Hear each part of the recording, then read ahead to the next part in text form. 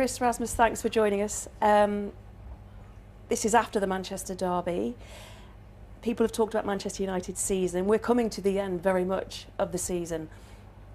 I think it's fair. It's not been great, has it? I was just wondering, to try and put some perspective and context on what you've been through as a team, because there's been a lot of change and a lot of talk and everything else. Just how you feel in general, starting with you, Chris, about the season so far, or what it's been like. No, I think you're right. There's been a lot of talking in this season, but at the same time, we had United, so you know there's going to be a lot of focus on the club and on the players and everything. And obviously, like you started saying, it's not been the best season for us. Of course, there's been lots of ups and downs, and a bit more downs than what we wanted. But yeah, a lot of stuff can happen in a season.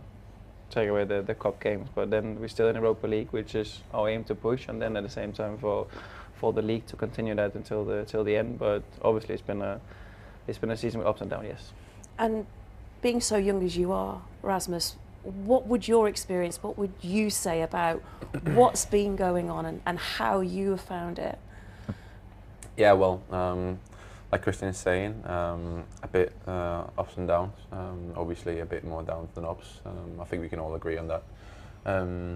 But we still got loads to play for. I think, yeah, we still got the Europa League, and obviously we're still trying to adapt to a new system, and we still got even more time to prove ourselves and show to the manager and to the club that this is the way we want to go. Talk to us then about the new system, how you're having to adapt, how you're having to challenge yourselves, how you're having to get used to the new system that the manager has brought in and wants to play, and explain how difficult is that to do? Well, it's difficult to really put down in words and to describe like this is what you should do and shouldn't do. Then it's easier talking than actually do it. And I think also it's where we come from now. When I arrived, it was obviously with Ten Hag a bit of a different playing style, a bit of different philosophy of playing, and then now it's a bit of different system, and you have to adapt to that. And often when you do that in a season, it's tougher to turn around because everyone is already in the rhythm of the manager before. But yeah, at the same time, I do, like the manager said a few times, I think you're seeing a progression in that side, like people getting more used to the system, the positions you're playing in. So it's more about getting that proper transformation in a good way. How long can that take though, Rasmus, to get it right? Well, everything. I think if you ask the manager, he wants it to be done by tomorrow. But then again, it's the same for us. Yeah, but it's the same for us as well. We want to do it as best as possible, and we want to change it as fast as possible. But there's no recipe to these sort of things. It comes with time. It's the same with development. I think, yeah, everybody. I want to score 100 goals tomorrow if I can, but it's about progression and keep focusing about what you can do and how you can get to that level, and that's what we're trying to do every day. How do you get to that level then? I think it's a big cocktail about with a lot of things. Obviously, like working hard is a big part of it, but especially also being interested about learning new things, wanting to become better. That's where the recipe is. Ruben Amorim, he himself has done more talking than he's probably ever been used to in his career as a coach. He said it to us that he's not used to the spotlight, he's not used to the amount of interviews he has to do before a game and after a game. And that takes adjusting and that takes time to get used to. What's it like within that training ground? Because the way that you talk amongst yourselves and what you do and how you feel about yourselves as well, I imagine is different to how the outside world, and I hate using that word, outside world, but it's a term that's used now to what people don't see, to actually what goes on.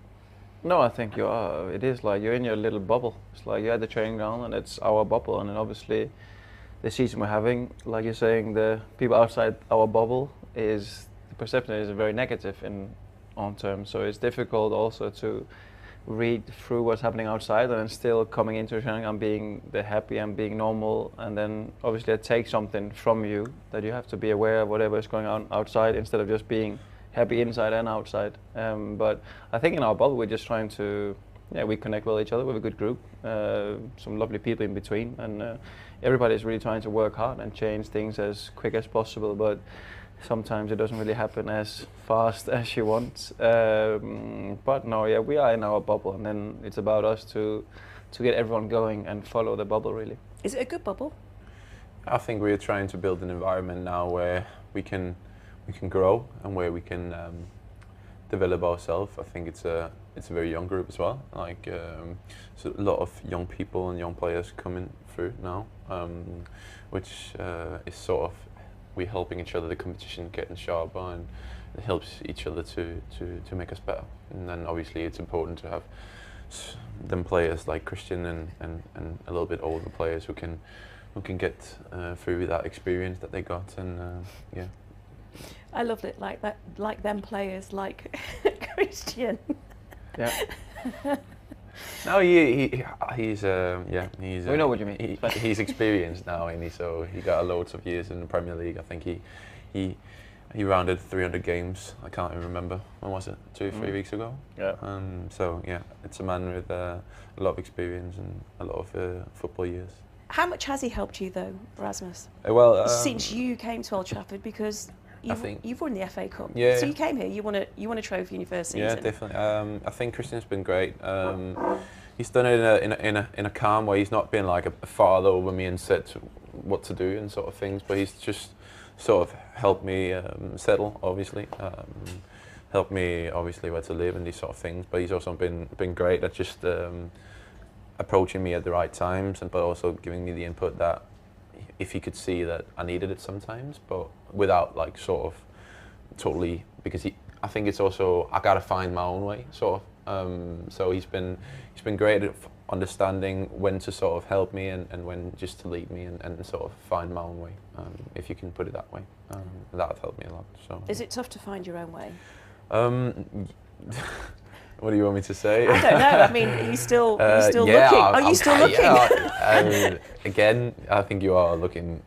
I think also he might still be looking. Like you're trying to get the best out of yourself every day, so you will always be looking at something, won't you? But it's different. It's difficult, especially when you're 20 years of age, when you came first, and sort of had to understand like.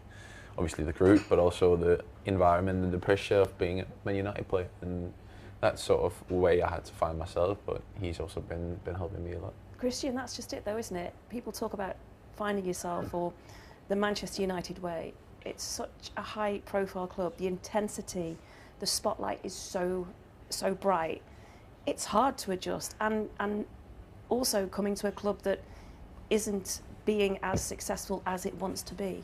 Yeah, no, you put it right. I think even what Rasmus is saying, I think if you are 20 years old and you come to a club like United, the pressure is on straight away, and you have to learn to live with it and deal with it really early on. And then, like he's saying, I'm sure Rasmus has found his way in some way, and like he said, it's always going to change or develop, or you learn new stuff or whatever. But I think especially here with all the focus from the outside, you're saying the spotlight is on you, and in a bad time at the club, then obviously it's going to be a lot hard, like mentally. Very hard for a lot of the young guys, where it's the first time going through and you come through this kind of pressure. Then I can only imagine if you go through how happy and how easy you would feel afterwards. So yeah, it's just about really pushing through and find your way.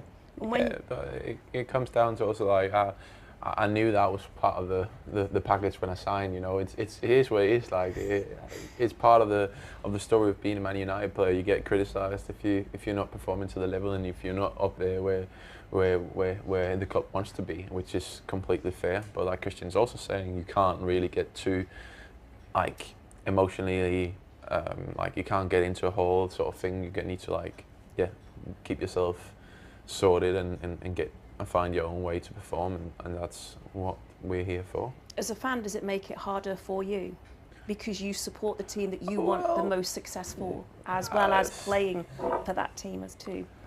Not really. I wouldn't say that. I'm always just I'm not a fan anymore. I'm a player for this football club, and that's different. Obviously, I want to. Whenever I stop playing for this football club in the future, then. When I'm 50 or whatever, then I will still be looking at this club as a football player. You know what I mean? Like, it can be you know what I mean? Beat Gixie. Yeah. Yeah. But in terms of like, whenever I'm done, I'm going to be a fan again. But right now, I'm focusing on about performing. I was just wondering, Christian, because I mean, he's said it a few times, you know, referencing the experience you have and your age as well. If you could give, like, yourself, the younger self of you, some advice, like what would your life advice be if you were starting out like Rasmus, well, not just starting out, but being the age and the progression that he's going to go on? Well, which I haven't done too bad for myself in that term. Also moved to Spurs when I was 21, so going through all that stage. But I think in general, just not even for Rasmus, but everyone, it's just like finding your own way, because every club is different. Any manager, whoever comes through, it's gonna be a different perspective, different view from the outside, from the inside. So it's really about finding your own way as a player, find out how you perform, how you don't perform, and then from there just try to build on. That was my aim from early on, and then that would probably be my advice from looking back, like, do what you know, and then of course try will fulfill the club's last ever fixture at one of England's most historic stadiums, Goodison Park.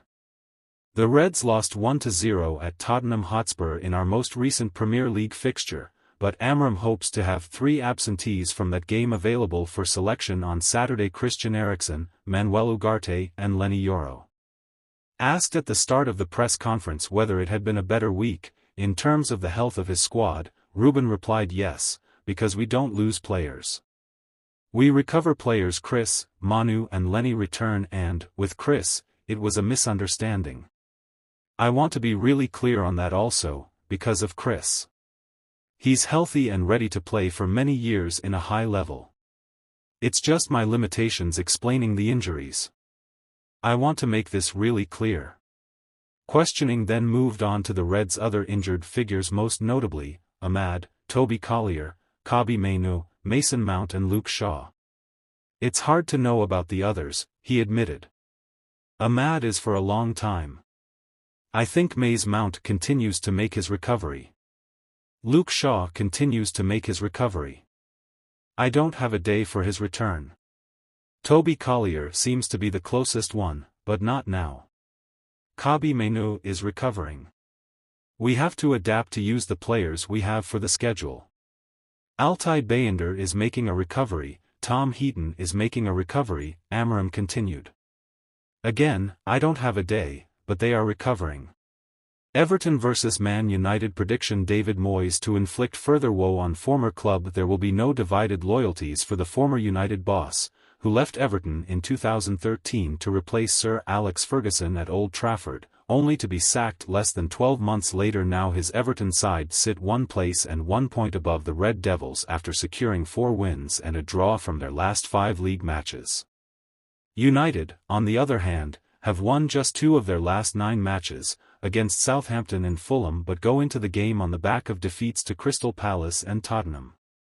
Everton vs Man United betting Moyes to get the measure of United. One thing that is guaranteed from a David Moyes side is that they will be organised and work hard, but the same can't seem to be said of Manchester United right now. A lot of criticism has fallen on the manager Ruben Amorim, who has won just 9 of his 21 games in charge, but when are the players going to realise they need to do more?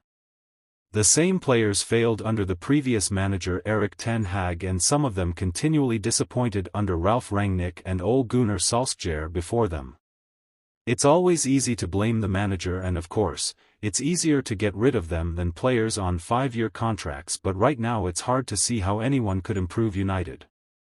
They are struggling to score goals, after failing to score in 5 of their last 9 games and bagging just 28 in their 25 league games, 1 more than Everton.